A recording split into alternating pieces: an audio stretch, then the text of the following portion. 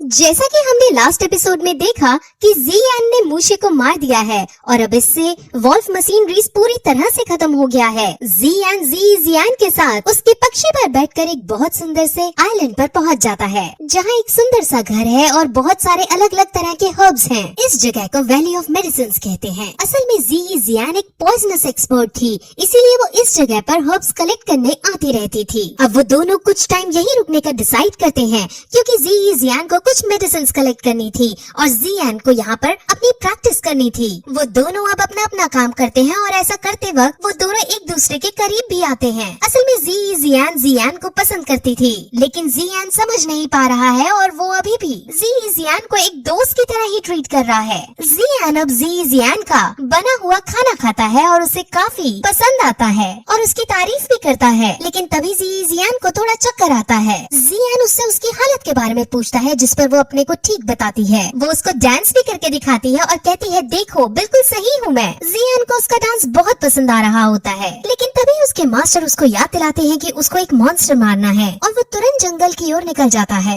जैसा कि पिछले सीजन में बताया था कि उसको अपनी पावर्स को स्टेबलाइज करने के लिए रोज एक मॉन्स्टर का शिकार करना होगा, इसीलिए वो सेकंड लेवल का फ्रोजन बीस्ट मॉन्स्टर ढूंढने लगता है। वहीं दूसरी तरफ हमें फिर से लिंगर को दिखाते हैं, जो अपने डैड के साथ थी और उन पर एक मॉन्स्टर ने अटैक कर दिया था। लेकिन तभी लिंगर की मॉम वहाँ आती है और अपनी शानदार फाइटिंग स्किल से उस मॉन्स्टर को मार गिराती है। लेकिन अभी उनकी दिक्कत समाप्त नहीं हुई थी, क्योंकि एक और मॉन्स्टर जो लेवल 2 का फ्रोजन बीस्ट मॉन्स्टर है, वो उन पर अटैक करने के लिए आ गया। अब वो उस मॉन्स्टर को नहीं मार सकते थे, लेकिन तभी वहाँ ज़ियान आता है और अपनी पर्पल फ्लेम का यूज करते हुए मॉन्स्टर को एक ही झटके में मार डालता है। पर्पल फ्लेम वही पावर है जो उसे यूजी से मिली थी। अब ज़ियान ने एक बार फिर से लिंगर की मदद की थी और इससे लिंगर परिवार को बहुत खुशी होती है। ज़ियान मॉन्स्टर की खोपड़ी खोलकर उसके अंदर का कोर चेक करता है, लेकिन उसे कोर नहीं मिलता। उसे लेवल 2 का आइस कोर चाहिए था। अब लिंगर की मॉम, जिनका नाम क्वीन ये है, अपनी जान बचाने के बदले में उसे अपना लॉकेट तोड़कर देती है और उस लॉकेट के अंदर लेवल 2 का आइस कोर है। ज़ियान बहुत खुश होता है और उसे लेकर ज़ियान के पास वापस चला जाता है। वहाँ वो ज़ियान को बेहोश हुआ पाता है और इससे वो बहुत डर जाता है। उसके मास्टर फिर उसे बताते हैं कि इसके पास पॉइजनस बॉडी है। दैट मीन्स इन्हें बचपन से ही छोटे छोटे अमाउंट में पॉइजन दिया जाता है। पॉइजन इनकी पावर को इंक्रीज करता है, लेकिन अगर कभी ये पॉइजन को अपनी बॉडी में सह नहीं पाते तो ये बीमार होकर मर भी सकते हैं। अब ज़ियान समझ जाता है कि कल रात को ज़ियान को जो चक्कर आए थे वो इसी बीमारी के सिम्टम थे। ज़ियान को सही करना चाहता था, इसलिए वो उसके होश में आने तक उसके पास बैठकर वेट करता है और जब ज़ियान जागती है तो वो कहता है कि वो ज़ियान को कुछ नहीं होने देगा और उसे इस प्रॉब्लम से निकाल देगा। फिर अगले दिन ज़ियान के सामने अपने सपने को रखती है कि वो इस पूरे कॉन्टिनेंट में घूमना चाहती है, लेकिन इस हालत में उसका बाहर जाना सही नहीं था, इसलिए ज़ियान उसे मना कर देता है और फिर वो दोनों बाहर जाकर बैठते हैं, जहाँ ज़ियान उसे रोमांटिक होकर कहती है कि मैं हमेशा तुम्हारे साथ रहना चाहती हूँ। लेकिन ज़ियान इसे मजाक में लेते हुए कहता है कि जब तक तुम सही नहीं होगी मैं तुम्हारे साथ ही रहूंगा तुम्हारी केयर करने को। अब ज़ियान इससे काफी उदास हो जाती है और ज़ियान के कंधे पर सर रखकर सो जाती है। अब फिर रोजाना की तरह ज़ियान जंगल होकर वापस आता है, जहाँ वो पूरे घर में ज़ियान को नहीं पाता। उसे वहाँ एक नोट दिखता है जो ज़ियान ने ज़ियान के लिए छोड़ा था और उसमें लिखा था कि ज़ियान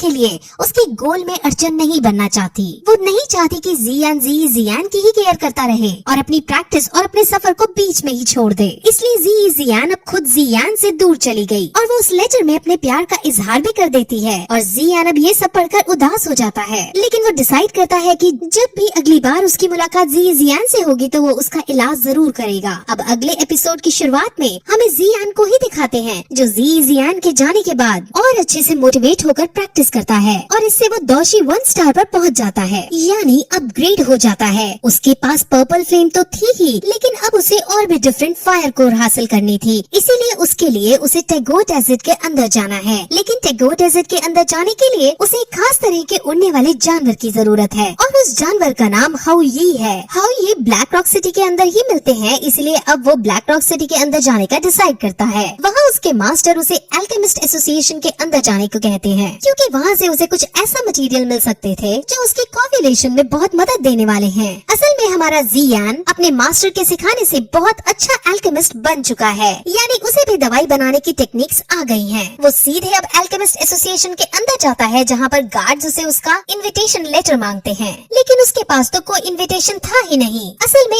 अल्केमिस्ट एसोसिएशन के अंदर रैंक 1 अल्केमिस्ट बनने की एग्जाम चल रहा था। वहीं तभी एक रैंक 4 का अल्केमिस्ट वहाँ आता है और वो इस एग्जाम का जज भी है। असल में जो जितना अच्छा अल्केमिस्ट होता है उसके पास उतनी ही ज्यादा रैंक होती है, यानी रैंक 4 का अल्केमिस्ट रैंक 1 के अल्केमिस्ट से सुपीरियर है। इसका नाम मास्टर आउताउ है और जब वो जियान को देखता है तो वो समझ जाता है कि इस लड़के में कुछ तो खास है। मास्टर आउताउ के साथ उसकी डिसाइपल लिनफी नाम की लड़की भी थी, जो बहुत नकचड़ी लड़की है। उन दोनों के अंदर जाने के बाद वहाँ अंदर से एक लड़का निकल कर आता है जो जियान का मजाक उड़ाने लगता है और वो कहता है कि तुम्हारे पास तो इनविटेशन ही नहीं है तो तुम यहाँ कैसे आए। वहीं जियान अपनी पावर्स का यूज करके दूर खड़े होकर ही उसके बालों में पर्पल फ्लेम लगा देता है, जिससे गार्ड्स बहुत शॉक हो जाते हैं और वो जियान की इस खास एबिलिटी को देखकर उसे अंदर जाने देते हैं। अंदर बहुत सारे स्टूडेंट्स थे जो एग्जाम देने आए थे। वहाँ 2 जज भी खड़े थे, जिसमें से एक तो आउताउ है और दूसरे फूलैन है। फूलैन के डिसाइपल एक जुईमी नाम की लड़की है।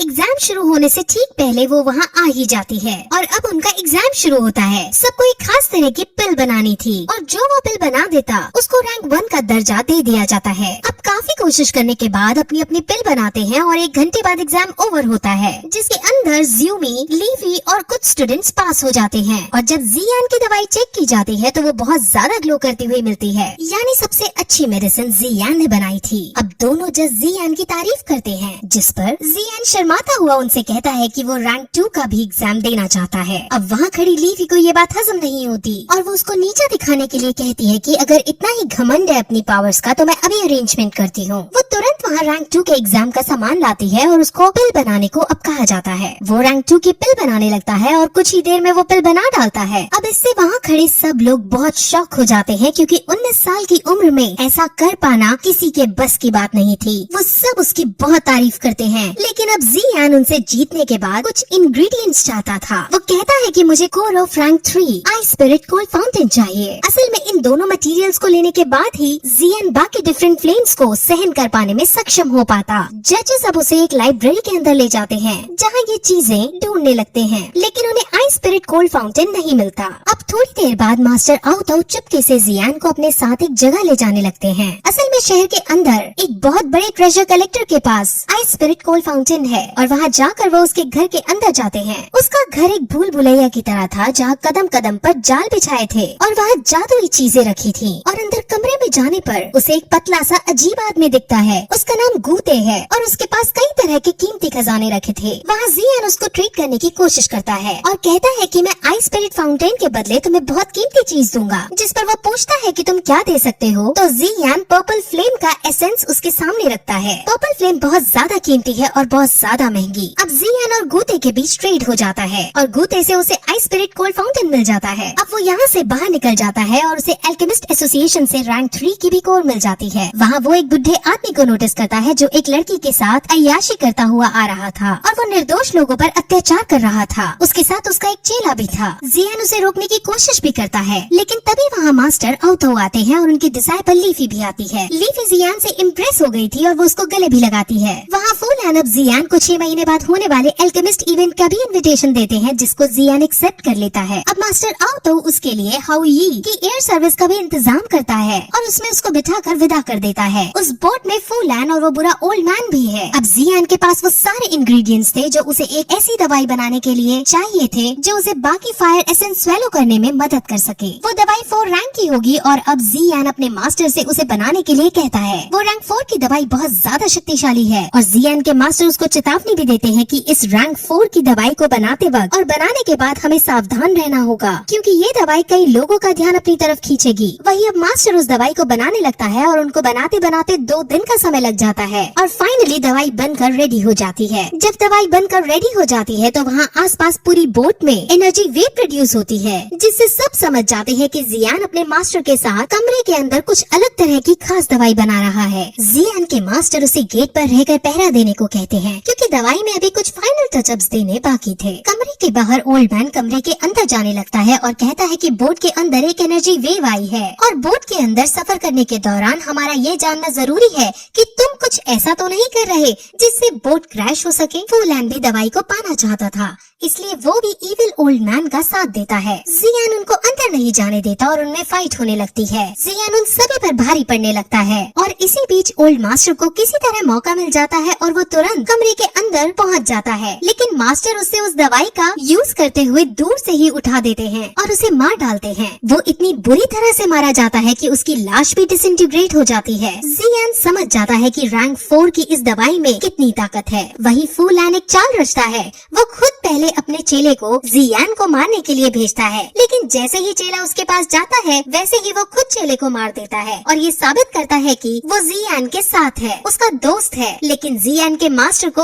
उसने जितना बेवकूफ समझा वो उतने थे नहीं। वो कहते हैं कि पानी में डूबते बिच्छू को बचाते वक्त वो हमें ही बाद में डस लेता है। फूलैन भी समझ जाता है कि उसका बचना यहाँ पॉसिबल नहीं है, इसलिए वो तुरंत वहाँ बॉम्ब ब्लास्ट कर देता है जिससे वो बोट नीचे गिर जाती है। लेकिन अब फाइनली वो टैगोर डेजर्ट पर आकर गिरते हैं जहाँ कई तरह के खतरनाक जानवर मौजूद थे। वो रात को वहीं सोने का डिसाइड करते हैं जहाँ जियान को सपने के अंदर यूजी दिखते हैं। वो यूजी को देख बहुत खुश होता है और उसके पीछे पीछे जाता है, लेकिन वहाँ वो असल में नालैन थी। नालैन तुरंत अपने खंजर से उसको चाकू मार देती है और तभी उसकी आँख खुलती है। वो अपने मास्टर को ये सपना बताता है और उसके मास्टर समझ जाते हैं कि जियान 3 साल बाद होने वाले मैच के लिए डर रहा है। वो उसे मोटिवेट करते हैं और खुद पर विश्वास करने को कहते हैं। वो अगले दिन डेजर्ट के ट्रैवल अंदर करता है जहाँ उसे एक शॉप मिलती है। वो शॉप एक मैप बनाने वाले की थी और जियान उस शॉप के अंदर मैप का एक छोटा सा टुकड़ा देखता है। उस मैप के अंदर एक खास तरह की फ्लेम की लोकेशन थी। उस फ्लेम का नाम प्यूरिफाइंग लॉकस डेमन फ्लेम है और अब इसे जियान लेना चाहता है। उसे उस मैप के फ्रेगमेंट का पूरा हिस्सा नहीं मिल पाता, इसलिए वो शॉपकीपर से कहता है कि इसका पूरा हिस्सा मुझे चाहिए, लेकिन वो ओल्ड शॉपकीपर साफ मना कर देता है कि उसके पास फुल मैप नहीं है। ओल्ड शॉपकीपर उसको इस छोटे फ्रैगमेंट को भी वही रखने को कहता है क्योंकि वो इसे नहीं बेचना चाहता था। जियान कहता है कि मैं इसके हाई प्राइस दूंगा, लेकिन ओल्ड मैन फिर भी मना कर देता है और कहता है कि ये फ्रैगमेंट बेचने के लिए नहीं है और इसे चुराने का भी तुम सोचना मत। अब जियान कहता है कि तुम अगर मुझे नहीं दोगे तो मुझे चुराना ही पड़ेगा, जिस पर ओल्ड शॉपकीपर काफी गुस्से में आ जाता है और वो तुरंत अपनी पावर से पहले एग्जिट गेट बंद करता है और जियान पर अटैक करने की पोजीशन में आ जाता है और इसी के साथ ये एपिसोड खत्म हो जाता है।